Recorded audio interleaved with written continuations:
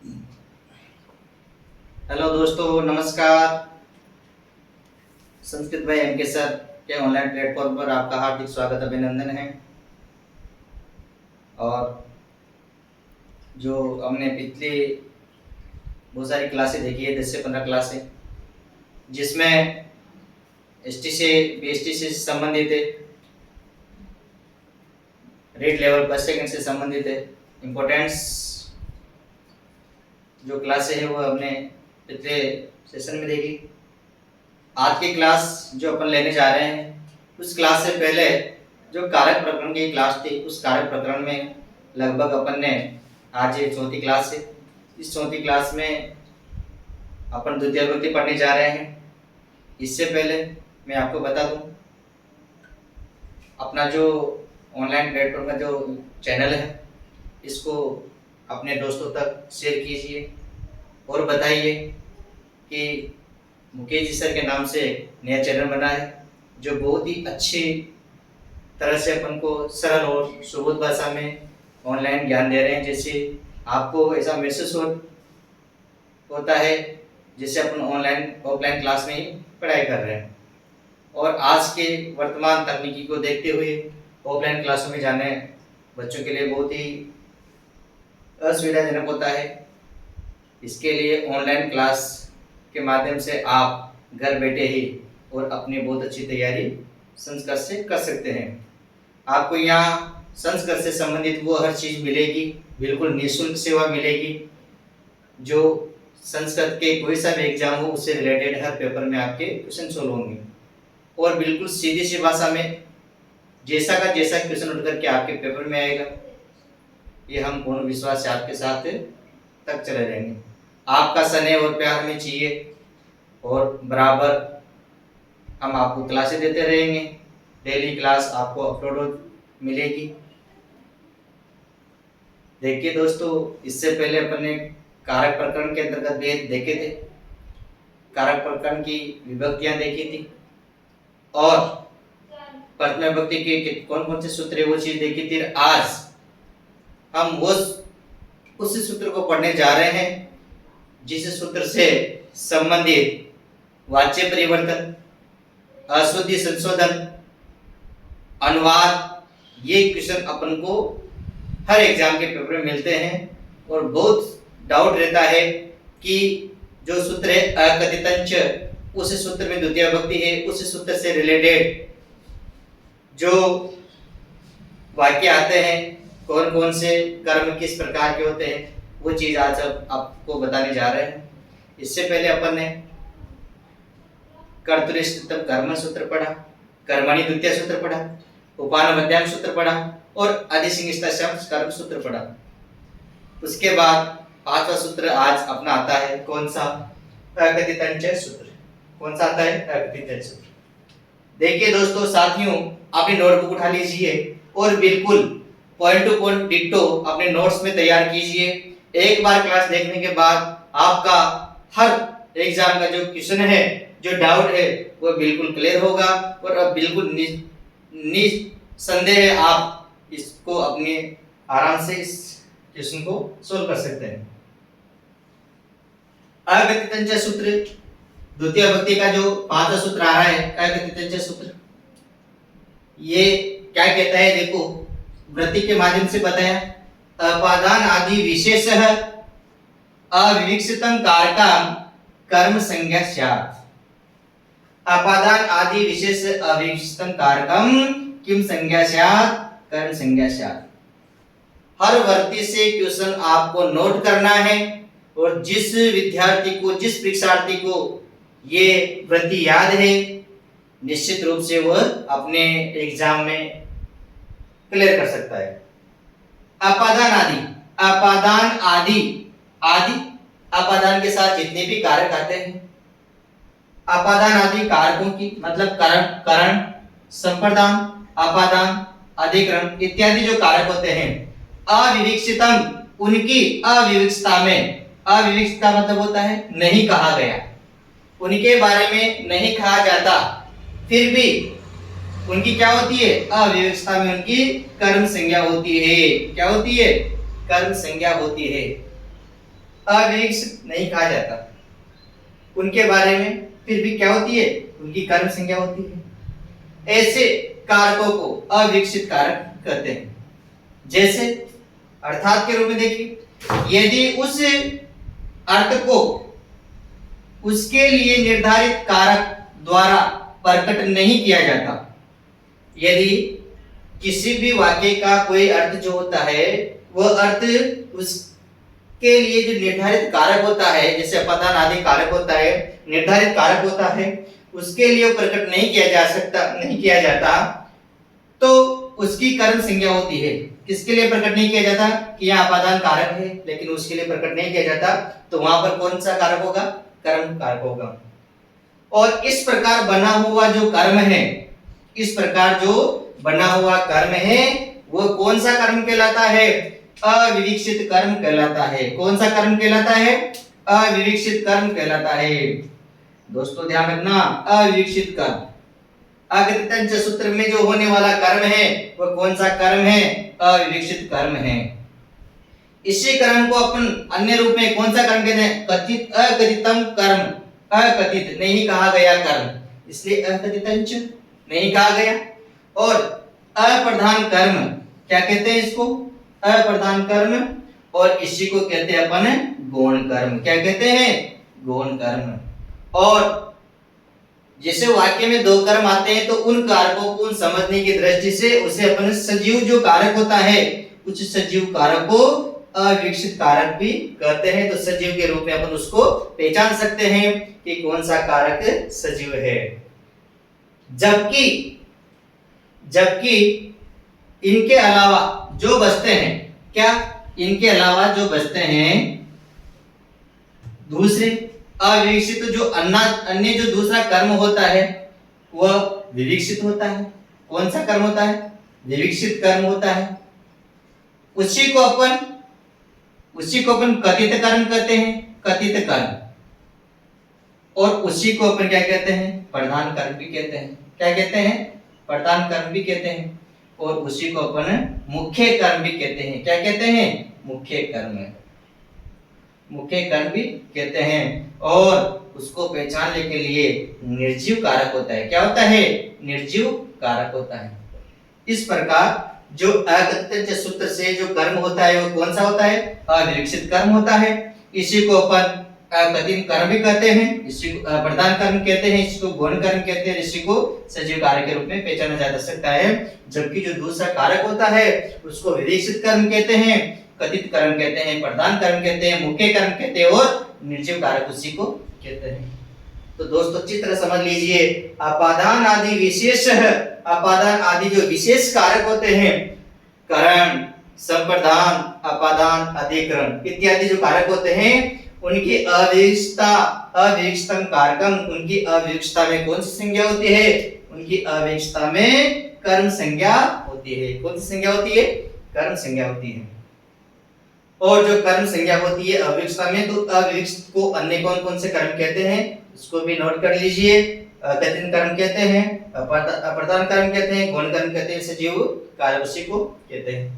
अब आप आगे बढ़ते हैं कि जो इनके माध्यम से जो अविकसित कर्म होते हैं अकथित सूत्र से, वो केवल विकर्मक धातुओं में होते हैं। किसमें होते हैं, विकर्मक धातुओं में होते हैं, विकर्मक धातुओं में होते हैं, धातुओं में। अब देखिए दोस्तों, यहां से पहला क्वेश्चन बनेगा आपका कि द्विकर्मक धातुएं कितनी होती है संख्या में। क्या बनेगा, संख्या में द्विकर्मक धातुएं कितनी होती है, द्विकर्मक धातुएं कितनी होती है और कौन कौन सी होती है। इस चीज को नोट कीजिए कि जो द्विकर्मक धातुएं होती है वो कितनी होती है, 16 कितनी होती है, 16। तो द्विकर्मक धातुएं कितनी होती है, 16 होती है, 16। अब कौन कौन सी होती है इसको अपन अभी अर्थ सहित समझेंगे। तो द्विकर्मक धातुएं, तो जिनमें दो कर्म होते हैं उनमें एक तो कौन सा कर्म होता है, अविवक्षित कर्म होता है। एक तो कौन सा कर्म होता है, अविवक्षित कर्म होता है, और एक विवक्षित कर्म होता है। कौन सा कर्म होता है, विवक्षित कर्म होता है। दो कर्म आएंगे, प्रत्येक वाक्य में कर्ता और क्रिया के साथ दो कर्म आएंगे। जो अविकसित कर्म होता है इसी को अपन अकथित कर्म कहते हैं। क्या कहते हैं? अकथित कर्म। और इसको कथित कर्म कहते हैं। इसी प्रकार इसी को अकथित कर्म कहते हैं, तो इसी को गौण कर्म भी कहते हैं। क्या कहते हैं? गौण कर्म कहते हैं। तो इसी को मुख्य कर्म कहते हैं। क्या कहते हैं? मुख्य कर्म कहते हैं।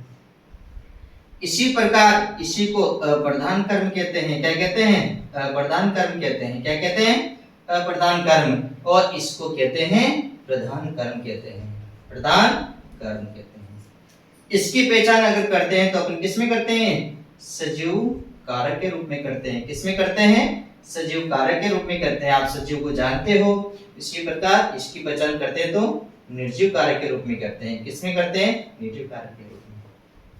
तो ये 16 धातु जो जिनमें दो कर्म होते हैं, क्या होते हैं? दो कर्म होते हैं एक साथ, वह किन में होते हैं? 16 धातुओं में होते हैं। किन में होते हैं? 16 धातुओं में दो कर्म होते हैं और इनकी संख्या 16 होती है। किन धातुओं की संख्या कितनी होती है? 16 होती है। तो दोस्तों नोट कीजिए, 16 जो द्विकर्मक धातुएं होती है वो अविकसित कर्म होती है, अकथित कर्म होती है, गौण कर्म होती है, अप्रधान कर्म होती है, सजीव कर्म होती है। इनमें ही और इस सूत्र से जो होने वाला कर्म है वो कौन सा होगा? अविकसित कर्म होगा। तो इस चीज को अपन को गहराई से और विस्तृत अनुवाद के साथ समझना है। अब देखते हैं कि जो अकथित कर्म से 16 प्रकार की जो धातुएं हैं वो 16 धातुएं कौन कौन सी होती है, इस चीज को अपन सबसे पहले नोट करेंगे। जो 16 धातुएं होती है वो कौन कौन सी होती है, इस चीज को अपन नोट करते हैं। द्विकर्मक धातुएं। द्विकर्मक धातुएं कितनी होती है साहब? ये 16 होती है। कितनी होती है? 16 होती है। कितनी होती है? 16। देखिए पहली है दोह। दोह धातु किस अर्थ में? दोहन अर्थ में। किस अर्थ में? दोहना। तो पहले अपने को प्रत्येक 16 धातुओं को याद करना है कौन कौन सी होती है, उसके बाद प्रत्येक धातु का अपन उदाहरण सहित अध्ययन करेंगे। दोह, याच, याच मतलब मांगना। दोह, याच, पच, पकाना। दोह, याच, पच, दंड, दंड, सजा देना, सजा देना। दोह, याच, पच, दंड, रुद्र, रोकना, रुद्र, रोकना। पृछ, पृछ, पूछना, पृछ, पूछना अर्थ में। दोह, याच, पच, दंड, रुद्र, पृछ। मुस, चुराना, मुस, चुराना। मथ, मंथन करना। क्या? मंथन करना। दोह, याच, पच, दंड, रुद्र, पृछ, मुस, मथ। सास, उपदेश देना, उपदेश देना या शिक्षा देना। उपदेश देना या शिक्षा देना। सास। ब्रू, ब्रू का मतलब बताना या कहना या उपदेश देना। इसके बाद नी, ले जाना। ची, ची, चुनना, ची, चुनना। जी, जीतना, जी, जीतना। जी, जीतना, जी, जीतना। री, हरण करना, हरण करना, हरण करना। वह, ढोना, वह, ढोना, वह, ढोना।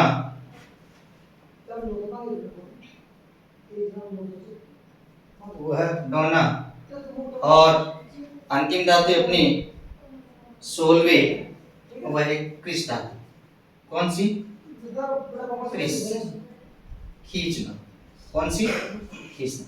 इस प्रकार जो अगत्यंग सूत्र से 16 धातुएं होती है, उन 16 धातुओं में पहले तो अपन को 16 धातुओं को याद करना है, और उसके बाद उनके अर्थ किस अर्थ में 16 धातुएं होती है उनको देखना है।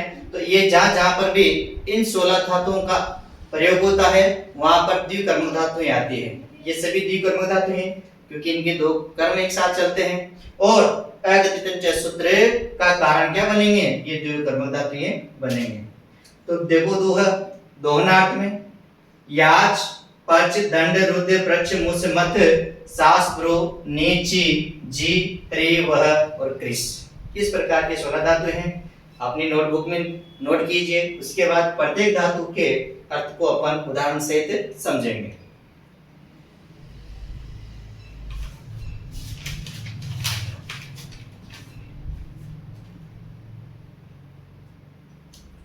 चलते हैं आगे। पहली धातु देखते हैं अपन। पहली धातु कौन सी है? वह है अपने पास दुह धातु। कौन सी धातु है? दुह धातु। देखिए दोस्तों, उदाहरण के रूप में देखते हैं अपन दुह धातु। दुह धातु में गोपाल,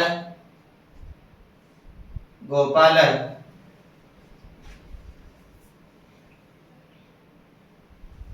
गोपाल, गाम, पयः, धोती।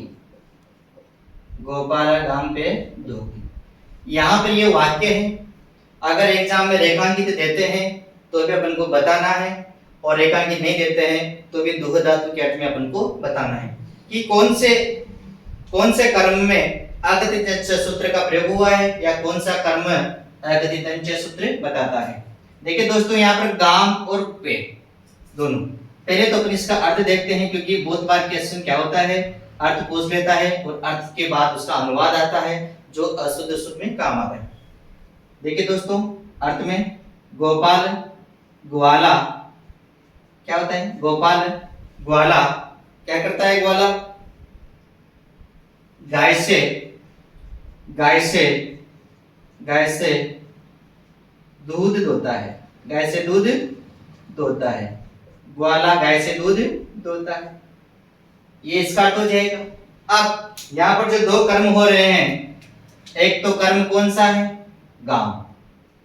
एक में तो है गाम और एक में है पे। दोनों में दो कर्म है। अब इस सूत्र से इस दुग्ध जो दुह धातु होती है, इस सूत्र का प्रयोग इस धातु से कौन से में हुआ? देखो, सजीव रूप में गाम है, तो यहाँ पर हुआ अविवीक्षित कर्म। कौन सा? अविवीक्षित कर्म कौन सा हुआ? गाम में। अविवीक्षित कर्म किस में हो जाएगा? गाम में। और ये हो जाएगा पे में विवीक्षित कर्म। कौन सा? विवीक्षित कर्म। तो दोस्तों ये चीज है। यहाँ पर जो गाम शब्द है, इस गाम में अविवीक्षित कर्म हो जाएगा। किसके आधार पर? दुह धातु के योग में। दुह धातु के योग में। नोट करते चलिए। इसके बाद दूसरी धातु अपनी आती है याच। कौन सी आती है? याच। मांगना अर्थ में। किस अर्थ में? मांगना अर्थ में। याच। देखिए इसमें याच मांगना अर्थ में तो दूसरी धातु आती है याचक। याचक बलिम, याचक बलिम वसुधाम, याचक बलिम वसुधाम याचते। याचक बलिम वसुधाम याचते। अगर अर्थ देखें अपन, अर्थ में देखो, अर्थ में याचक मांगने वाला, तो याचक, याचक बलि से, याचक बलि से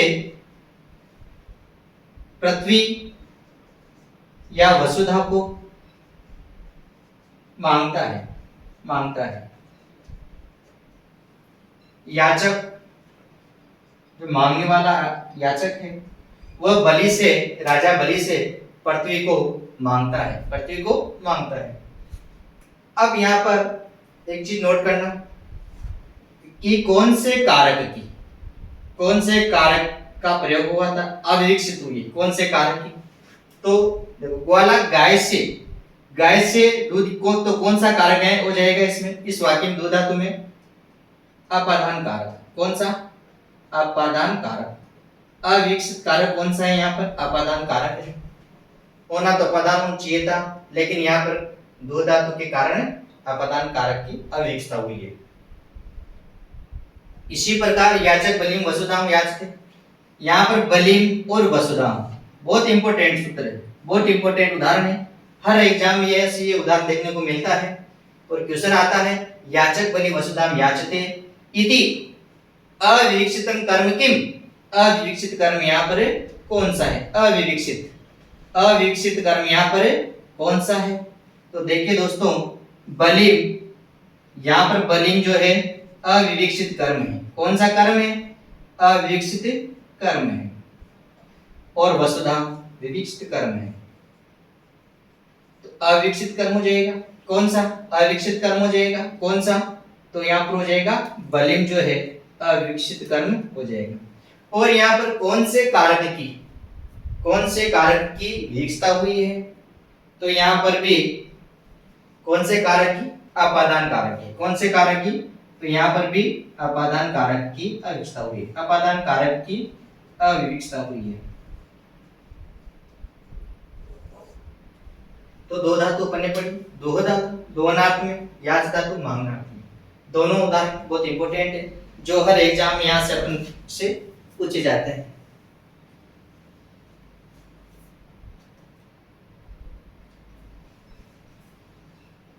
नोट करो अपनी कॉपी में।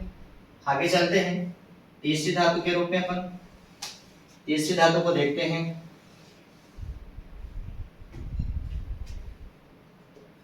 दुहया पच किस अर्थ में? पकाना अर्थ में। किस अर्थ में आती है पच? पकाना अर्थ में। देखिए उदाहरण के रूप में सा तंडुलान ओदनम पचति। सा तंडुलान ओदनम पचति बहुत इंपॉर्टेंट उदाहरण है। सा तंडुलान ओदनम पचति अर्थ क्या हो जाएगा? अर्थ में वह चावलों से भात पकाती है। वह चावलों से भात पकाती है। चावलों से। यहाँ पर विविक्षित अविकसित कर्म देखेंगे तो यहाँ पर तंडुलान और ओदनम दो कर्म है, तंडुलान और ओदनम। तो पचती पच धातु के योग में कौन सा कर्म हुआ यहाँ पर? कौन से शब्द में? तंडुलान में। किसमें? अविकसित कर्म कौन सा हो जाएगा? तंडुलान, अविकसित कर्म। और ओदनम क्या हो जाएगा? विविक्षित कर्म, विविक्षित कर्म। वह चावलों से भात पकाती है। सा तंडुलान ओदनम पचति। अब इसमें कौन से कारक की विकसता बताई गई है? तो इसमें बताई गई है किसकी? करण कारक, चावलों से या चावलों के द्वारा। तो कौन सा कारक है? करण कारक की बताई गई यहाँ पर। तो करण कारक की विकसता के कारण यहाँ पर कर्म संज्ञा हुई है तंडुलान में।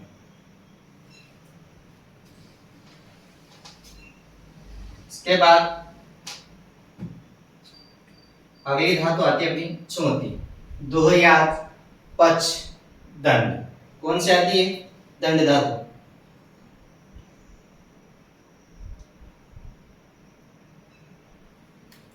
दंड धातु। दंड का मतलब क्या? सजा देना या दंड देना। किसी भी प्रकार का दंड दे सकता है, तो सजा देना या दंड देना। इसमें अपन उदाहरण के रूप में देखते हैं जो लघु सिद्धांत कौमुदी का उदाहरण है।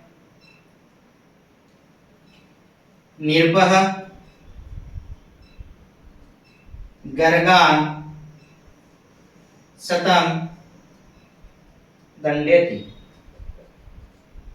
निर्पः शतं गर्गान् शतं दण्डयति। राजा राजा गर्गों को, या यूं कह सकते हैं गर्ग ब्राह्मण जाति होती है, ब्राह्मणों को 100 रुपए का, किसका, 100 रुपए का दंड देता है या 100 रुपए की सजा देता है। गर्गान शतम दंडे। देखो गर्गान और शतम दो यहाँ पर रेखांकित है, दो कर्म हो रहे हैं, तो यहाँ पर किसमें अविकसित कर्म होगा? गर्गान। अविकसित कर्म किसमें होगा?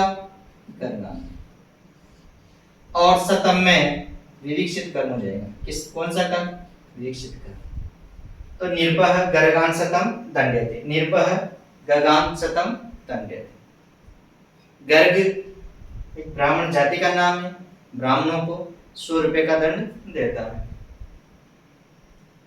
दंड धातु के योग में दो कर्म हुए, गर्गान और शतम। आगे आती है 5वीं धातु अपनी, जब तक आप इसको नोट कीजिए। 2 याच पच दंड प्रीच। कौन सी आती है? प्रीच। अब यहां पे भी देखो गर्भों को 100 रुपए का दंड देता है। भी कह सकते हैं कि राजा गर्भों को या गर्भों से, ब्राह्मणों से 100 रुपए का दंड देता है या 100 रुपए का दंड लेता है। लेनात्मक हो जाएगा, लेता है। तो लेता है तो अपादान कारक हुआ। कौन सा? अपादान कारक। कौन सा? अपादान कारक की विविक्षता हुई है। अपादान कारक की विविक्षता। नेक्स्ट आती है 5वीं धातु अपने पास। 5वीं धातु आती है पृच्छ धातु। कौन सी? पृच्छ धातु। पूछनार्थ में, पूछनार्थ में, पूछनार्थ में, पृच्छ पूछनार्थ में। शिष्य गुरु प्रश्नं पृच्छति। शिष्य गुरु प्रश्नं पृच्छति। अर्थ क्या हुआ? शिष्य जो है वो गुरु से क्या करता है? प्रश्न पूछता है। प्रश्न पूछता है। कौन? शिष्य। शिष्य गुरु से प्रश्न पूछता है। यहाँ पर कौन सा कर्म किस किस में होगा? गुरु और प्रश्न दोनों में दो कर्म है। तो गुरु में यहाँ पर अपने पास अविविक्षित कर्म होगा। कौन सा? अविविक्षित कर्म। और प्रसन्नम में विविक्षित कर्म होगा। अब शिष्य गुरु से प्रश्न पूछता है तो कौन से कारक की यहाँ पर अविविक्षता हुई है? गुरु से अपादान कारक की। किसकी? अपादान कारक की अविविक्षता हुई है। अपादान कारक। नेक्स्ट 6ठी धातु आती है अपने पास। 6ठी धातु जो आती है अपने पास वो है रुद्र धातु। रुद्र धातु कौन सी धातु है? रुद्र धातु। रोकना अर्थ में, किस में अर्थ में? रोकना, रोकना अर्थ में। पहले इसको नोट करो तुरंत प्रभाव से अपनी नोटबुक में।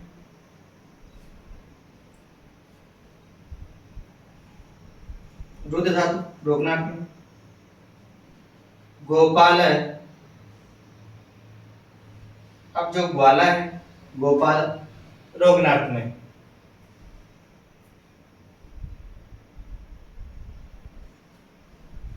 गोपाल है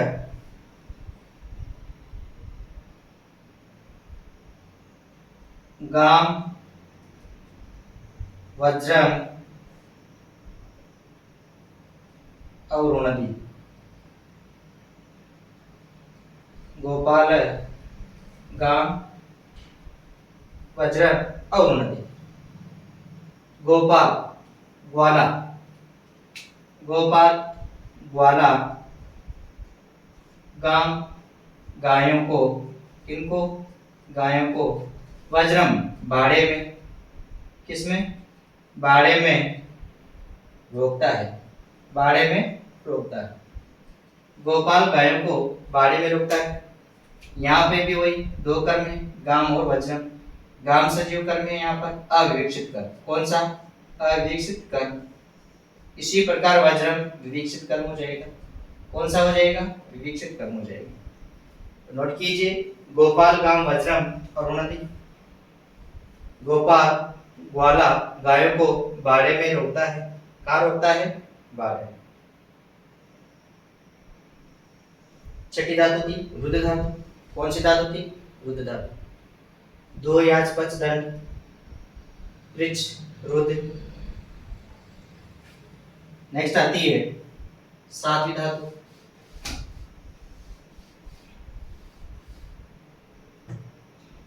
रुद्र मुस धातु। कौन सी, मुस। चुरानार्थ में, किस अर्थ में, चुरानार्थ में। मुस धातु किस अर्थ में आती है, मुस धातु, चुरानार्थ में।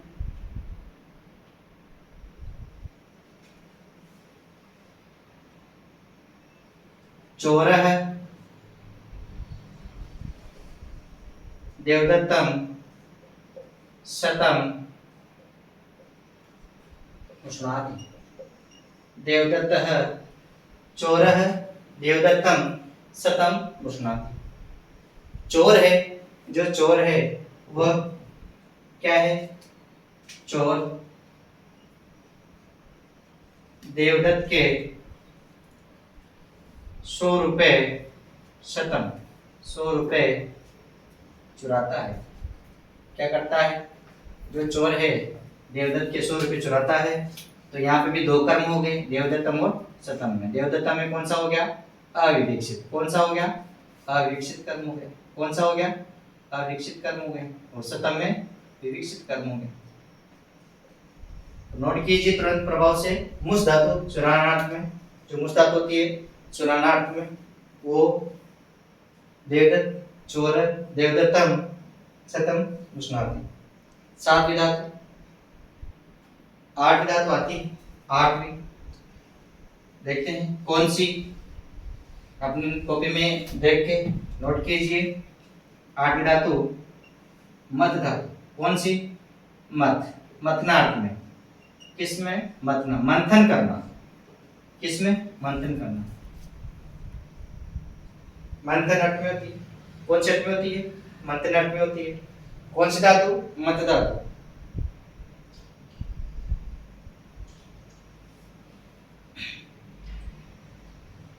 देवा, देवा सुदाम, देवा सुदाम शिवनिधि, शिवनिधि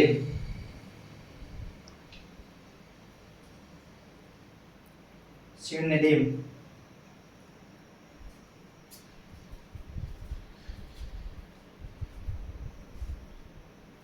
रत्नार्थी। देवा सुदाम शिवनिधि, देवा सुदाम शिवनिधि रत्नार्थी। यहाँ पे देखिए सुदाम और शिवनिधि दोनों कर्म है। तो क्या है, अर्थ में क्या हो जाएगा कि जो देवता है, देवा जो देवता है वो शिवनिधि क्या करते हैं, शिवनिधि में सुदाम समुद्र में, समुद्र में क्या करते हैं, मंथन करते हैं। किसके लिए, अमृतों के लिए, अमृतों के लिए मंथन करते हैं। क्या करते हैं? मंथन करते हैं। मथना मंथन जो देवता है वो सभी मिलकर के और समुद्र में इसके लिए करते हैं, मंथन करते हैं। तो यहाँ पर दो है, सुदाम और श्रीनिधि। तो यहाँ पर किसमें अविकसित कर्म होगा? किसमें अविकसित कर्म होगा? तो यहाँ पर श्रीनिधि एक समुद्र, तो ये होगा अविकसित कर्म। कौन सा? अविकसित कर्म होगा। कौन सा कर्म होगा? अविकसित, और ये होगा विकसित कर्म। मतदातु मंथन अर्थ में। इसके बाद अगली आती है अपनी नवी धातु। बहुत सटीक रूप से आप अपनी कॉपी में नोट कीजिए। नवी धातु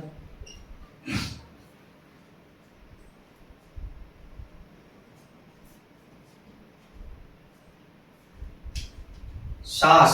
कौन सी धातु? सास। सास का मतलब उपदेश देना। क्या? उपदेश देना। उपदेश किस अर्थ में होती है सास धातु? उपदेश देना अर्थ में होती है। किस अर्थ में होती है? उपदेश देना अर्थ में होती है। और उपदेश में जैसे गुरु, गुरु हो, मानवकम धर्मम, गुरु मानवकम धर्मम शास्त्र। गुरु मानवकम धर्मम शास्त्र। गुरु जो है, गुरु मानव होता है बालक, बालक को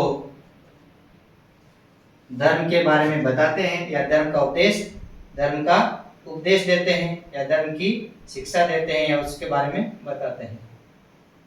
तो गुरु जो है मानव बालक को धर्म के बारे में बताते हैं, शास्त्र। तो यहाँ पर दो कर्म है, मानवकम और धर्म। तो मानवकम क्या हो जाएगा? अविवक्षित। कौन सा हो जाएगा? अविकसित। और धर्म कौन सा हो जाएगा? विकसित कर। कौन सा? विकसित कर।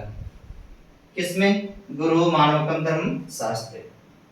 ये थी अपनी नवी धातु सास, जो उपदेश अर्थ में। नोट कीजिए अपनी नोटबुक में।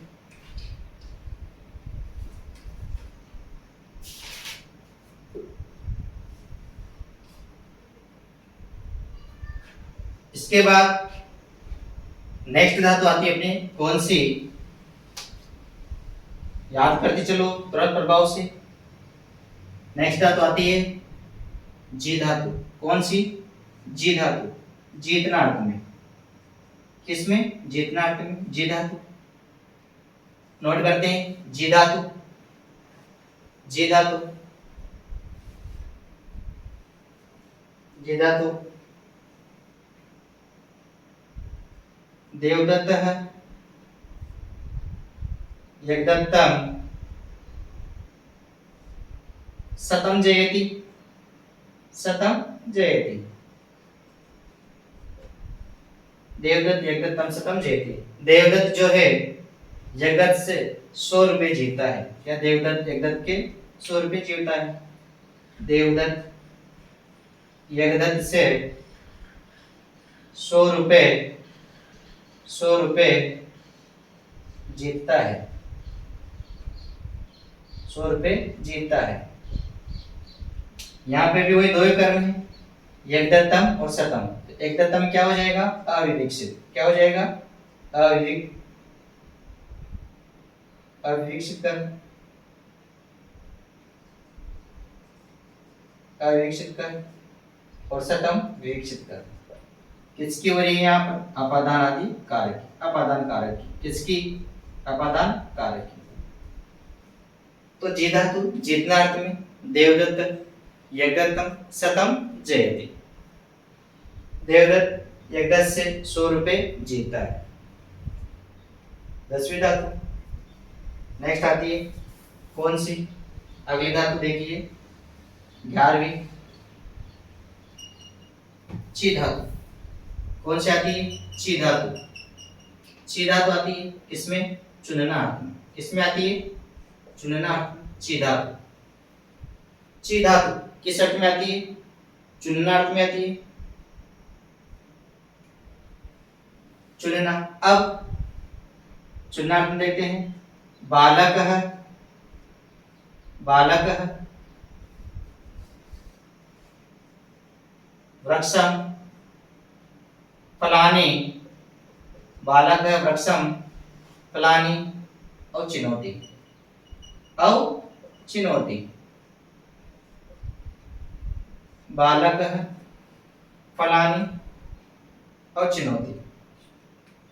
बालक, बालक वृक्ष से क्या करते हैं, फलों को चुनता है, फलों को चुनता है या तोड़ता है, एक ही अर्थ है दोनों का। बालक वृक्षं फलानि औचिनोति।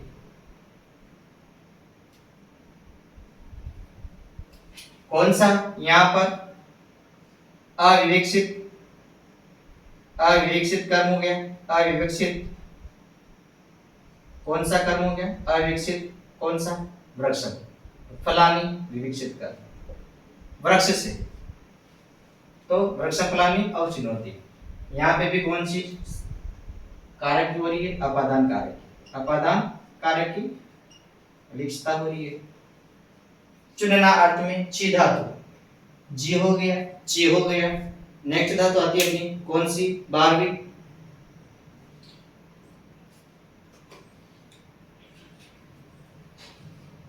नी धातु, कौन सी, नी धातु, नी धातु किस अर्थ में, ले जाना, किस अर्थ में, ले जाना अर्थ में आती है, किस अर्थ में आती है, ले जाना अर्थ में आती है। नी धातु कौन से अर्थ में आती है, ले जाना अर्थ में आती है। देखिए नी धातु, नी ले जाना, कृषकः, कृषकः ग्राम, गाम, कृषकः गाम अजाम नयति, कृषकः गाम अजाम नयति। किसान, किसान है, किसान गाम अजाम नयति। गांव में, कहां पर, गांव में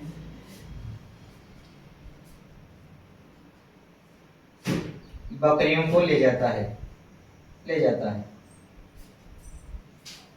किसान, तो यहाँ पे भी वही हो गया, दो कारक हैं, गांव और अजाम। तो यहाँ अजाम में क्या, किनको, बकरियों को गांव में ले जाता है। अविवेक्षित कर्म, यहाँ पर अविवेक्षित कर्म कौन सा हो जाएगा, गांव, कौन सा हो जाएगा, गांव, अविवेक्षित, अविवेक्षित। थोड़ा इस वाक्य को थोड़ा ध्यान रखना, यहाँ पर इस सूत्र से होने वाला जो कर्म है वो गांव में होगा। यहाँ पर आप कहोगे कि सजीव है, अजाम में नहीं होकर के किस में होगा, गांव में। तो इसको थोड़ा सा स्टार्ट लगा के याद रखना, अविवेक्षित कर्म गांव में होगा, क्योंकि गांव में अधिकरण की, किसकी, अधिकरण कारक की अविवेक्षता हो रही है, किसकी हो रही है, अधिकरण कारक की। और ये हो जाएगा विवेक्षित कर्म, कौन सा, विवेक्षित कर्म।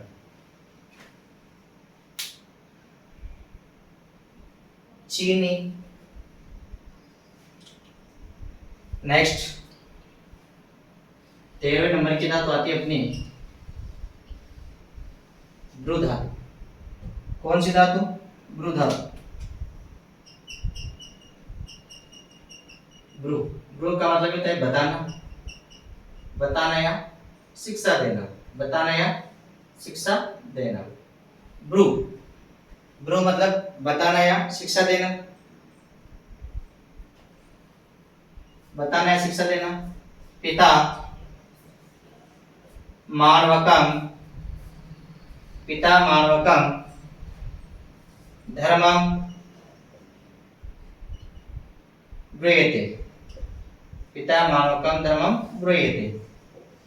पिताजी जो है, पिता बालक को, मानवकम बालक को क्या करते हैं, धर्म के बारे में बताते हैं। या धर्म की शिक्षा देते हैं, या धर्म का उपदेश, धर्म की शिक्षा देते हैं, या धर्म के बारे में बताते हैं या उपदेश देते हैं। तो यहाँ पर अविकसित हो गया मानवकम, अविकसित कर्म हो गया कौन सा, मानवकम, और धर्म क्या हो गया, विकसित कर्म। तो ब्रू शिक्षा देना, बताना अर्थ में, पिता मानवकम धर्मम ब्रूयते। अब यहाँ पर देखिए, पिता मानवकम, पिता बालक के लिए या बालक को, तो क्या निकल रहा है, के लिए, संप्रदान कारक, कौन सा, संप्रदान कारक, संप्रदान कारक की अविकसता के कारण संप्रदान कारक विकसित हुई है।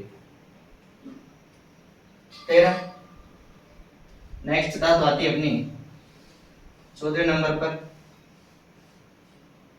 री, री धातु, री धातु हरण करना, किस अर्थ में, हरण करना, किस अर्थ में, हरण करना, नोट कीजिए।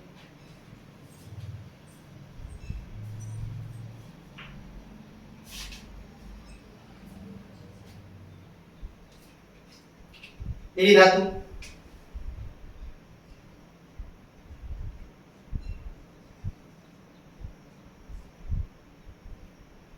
निर्पह कर्पणम धनम हरति, निर्पह कर्पणम धनम हरति। राजा, राजा कर्पण का, कंजूस कर्पण का धन को हरण करता है या हरता है, हरण करता है। कर्पण और धन अविकसित हो गया, यहाँ पर अविकसित हो गया कौन सा, कर्पण, और धनम हो गया विकसित। नरपः कर्पणम धनम हरति, राजा कंजूस धन हरता है। क्री धातु, तो 14 नंबर की धातु हो गई क्री धातु।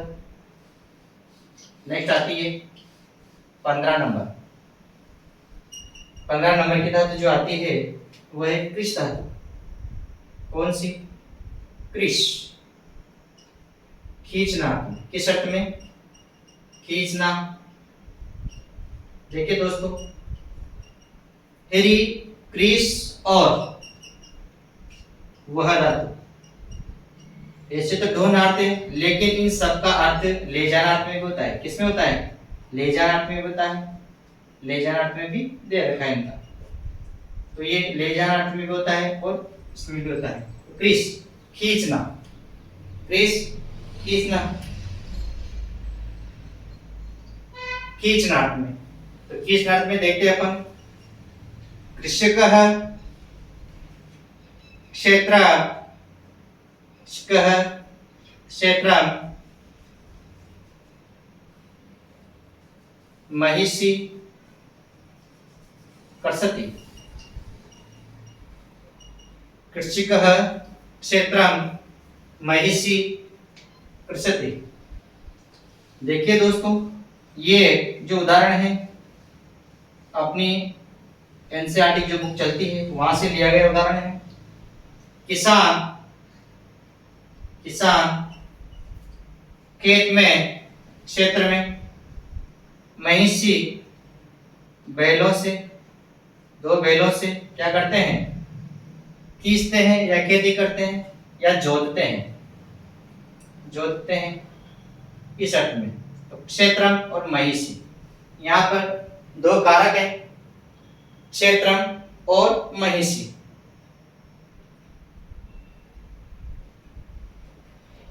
किसमें हो जाएगा, महिषी में, अविकसित कर्म हो जाएगा, अविकसित कर्म और विकसित कर्म। महिष शब्द है, दो बैल है, इसलिए द्विवचन में महिषी आएगा।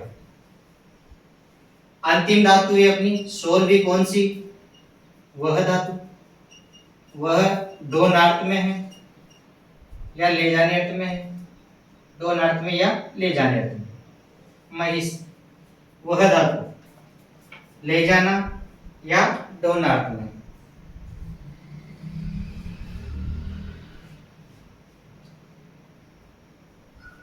देखिए इसका उदाहरण, कृषकः, कृषकः ग्रामं गामं